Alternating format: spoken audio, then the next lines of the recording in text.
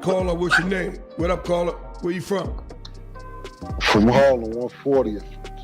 What's good? What's your name? Camron. What's up? What's happening? You're watching a phone call turn into a full-blown public explosion. Cameron Giles, one of Harlem's most respected voices from the Diplomats, just called into a podcast and completely unraveled on air. We're talking about a conversation that went from zero to nuclear in under 60 seconds. The topic? Big L's legacy, old Harlem beef, and accusations that Camron and his former partner Mase have been lying about their history for years. This isn't some random internet argument. These are people who lived through the same era, walked the same blocks, and now they're tearing each other apart over whose version of history is real. Stick around because this situation reveals something deeper about loyalty, legacy, and what happens when street stories go public. Before we dive into the chaos of that phone call, you need to understand the platform where this all went down. The podcast is called 139 The Beat, and it's run by actual Harlem natives. This isn't some outsider commentary channel. These are people from the neighborhood talking about the neighborhood for the neighborhood. They've been building a solid audience by covering local stories and giving voices to people who live through Harlem's most important cultural moments. Recently, though, their content took a sharp turn. They started focusing heavily on Camron and Mase, specifically challenging stories those two have been telling about their past. The main point of contention centers on Big L, a legendary Harlem rapper who was killed in 1999. You tell me, how y'all doing? Doing all right, my brother? How you doing? I'm great. Just tuned in to see what's going on. How y'all feel? All is well, my brother. I guess you calling for a reason, man. Big L was part of the crew called Children of the Corn, which also included Camron and Mase back in the mid-90s. Over the years, both Camron and Mase have shared their memories of that era, and some of those memories haven't painted Big L or his circle in the most flattering light. Mase in particular used the word grimy when describing certain situations involving Big L. He also claimed that someone tried to set him up back then, which implies betrayal within their own crew. Now, 139 The Beat didn't just disagree with these stories, they went further. They brought Big L's family members onto the show. They brought people who claimed to know the real story. And those guests said flat out that Camron and Mase were spreading lies and bad energy. That's the term they kept using, bad energy. Like Camron and Mase were intentionally trying to damage Big L's reputation for no reason. The podcast episodes kept coming, and each one seemed to add more fuel to the fire. People in Harlem started taking sides. Some believed Camron and Mase were just telling their truth. Others felt like two successful rappers were disrespecting a fallen legend who couldn't defend himself. The tension kept building until Camron apparently had enough. He picked up the phone and called into the show directly. The moment Camron's voice comes through the line, you can feel the atmosphere change. Oh, you call to say hi? Yeah, I called to say hello. That's it. Okay, how you doing, brother? I'm good, man. Okay. Just Harlem, just supporting Harlem, that all. I have my name on the show a lot. I just figured I'd call in. That's good you call in. The host asks where he's calling from, and Camron says 140th Street. That's significant because it establishes that he's from the area. He's not some outsider commenting on Harlem business. He's Harlem. The host asks his name, and when Camron says his name, there's this brief pause. You can tell everyone on the podcast knows exactly what's about to happen. Camron doesn't ease into the conversation. He doesn't exchange pleasantries. He immediately goes on the attack. He starts cursing at the host, asking what he's talking about, demanding to know why he's being accused of knowing things he supposedly never knew. The host tries to respond, but Camron keeps cutting him off. The back and forth gets heated fast. Camron accuses the host of comparing him to 50 Cent, which seems like a reference to how 50 Cent has been known for exposing people publicly. The host fires back, saying it's going to end bad for Camron. That's when Camron stops him cold. He asks what that means. What does end bad for me mean? Is that a threat? The host clarifies that he means he can expose Camron, show everyone what kind of person he really is. Camron laughs it off and calls him a clown. This is where the conversation completely derails. Both of them start talking over each other. Camron keeps insisting that he called the podcast to ask a simple question, but now he's being attacked. The host keeps saying Camron and Mase have been throwing shots indirectly, using the podcast circuit to disrespect Big L without being direct about it. Camron denies this entirely. He says whatever happened between him and Big L's brother, that was between them. He never said anything disrespectful about Big L publicly, but the host isn't buying it. He brings up Mase and claims that Camron has been using Mase to throw subliminal shots. How you doing, Kareem? How you? Everything good? Yeah, I'm good, man. How you been? You been all right? You know I'm alright. You know how I do. So you the one said you insinuated that I'm a snitch, so I'm ready. I never said you a snitch. I said I was going to talk about you snitching. Camron denies having any control over what Mase says. He points out that whatever issues Mase had with Big L were between those two, and Camron wasn't even fully aware of the details until Mase told him later. The frustration in Camron's voice is obvious. He's trying to separate his own actions from Mase, but the host keeps lumping them together.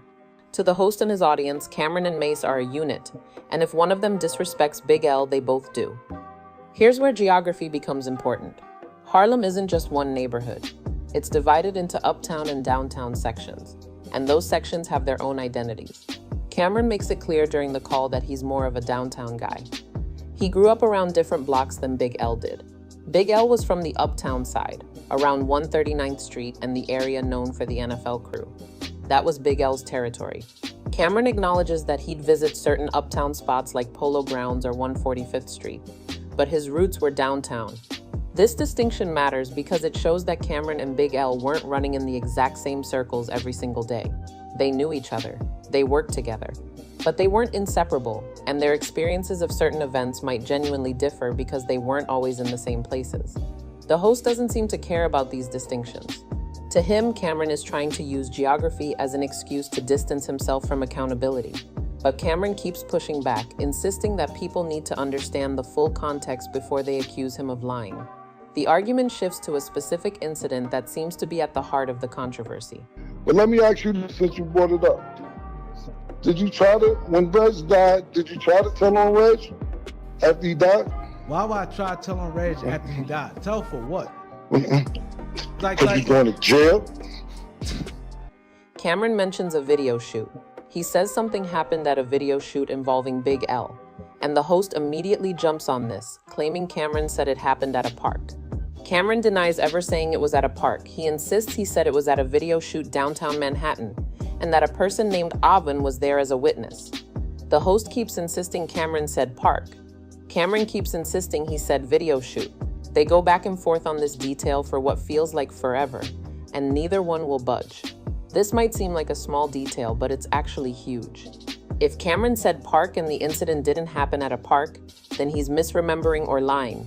But if he always said video shoot and people are misquoting him, then he's being set up to look like a liar when he's not. The host also brings up someone named Reggie, who apparently has been one of the main people on 139 The Beat, claiming that Camron and Mase are frauds. Camron immediately goes after Reggie. He calls him shady. He suggests Reggie was someone who turned on people and tried to put folks in bad positions before he died. Camron is essentially saying that Reggie isn't a credible source, so why is the podcast relying on his version of events? The host fires back, saying Reggie was there and Camron wasn't, so Reggie's account should be trusted. Camron disputes this entirely. He says Reggie wasn't at the video shoot and the person who actually was there was Avon. To go to jail, come on, you know I'm built for That's that. because he's going to jail. Cut out what, nigga?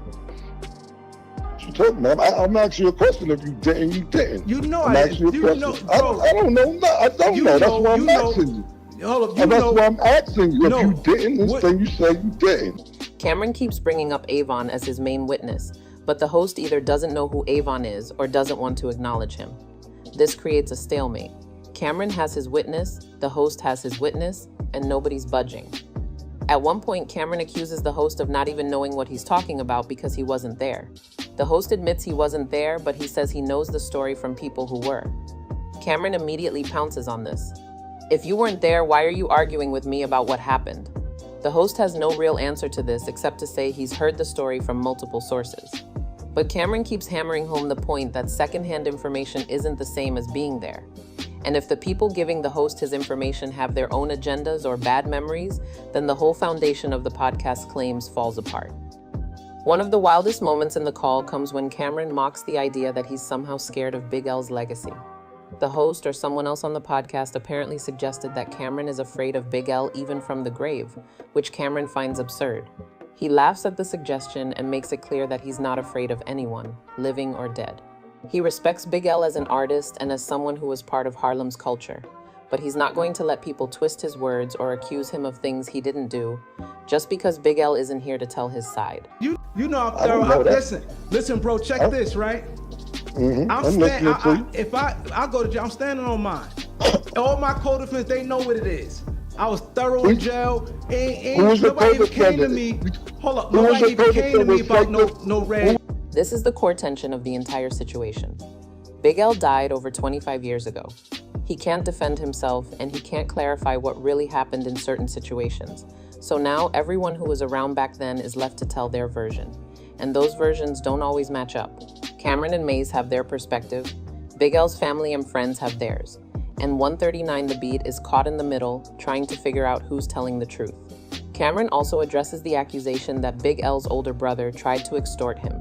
This is one of the most serious claims Camron has made publicly, and it's part of what set off the whole controversy. According to Camron, Big L's brother approached him at some point and tried to pressure him for money or some other form of payment. Camron says this happened, and he's sticking to that story. The people on 139 The Beat, particularly those who knew Big L's brother, are furious about this claim. They say it never happened, and that Camron is making it up to make himself look like a victim. Camron insists it did happen, and that there were witnesses. The problem is Big L's brother is also deceased, so he can't confirm or deny Camron's version of events.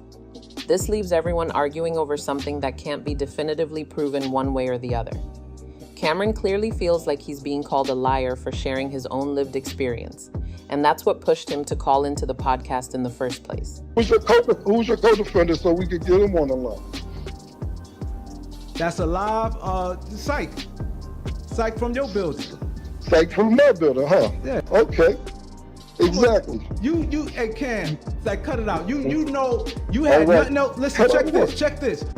Throughout the entire phone call, Camron's tone is aggressive, but it's also defensive. He's not calling in to apologize or back down. He's calling in to set the record straight and to make it clear that he's not going to let anyone paint him as a fraud or a liar without pushing back. The host and the other people on the podcast seem caught off guard by how intense Camron is. At one point, Camron calls the host a clown repeatedly, and the host fires back with his own insults. The conversation devolves into name-calling and shouting, and it becomes clear that no one is going to walk away from this feeling satisfied.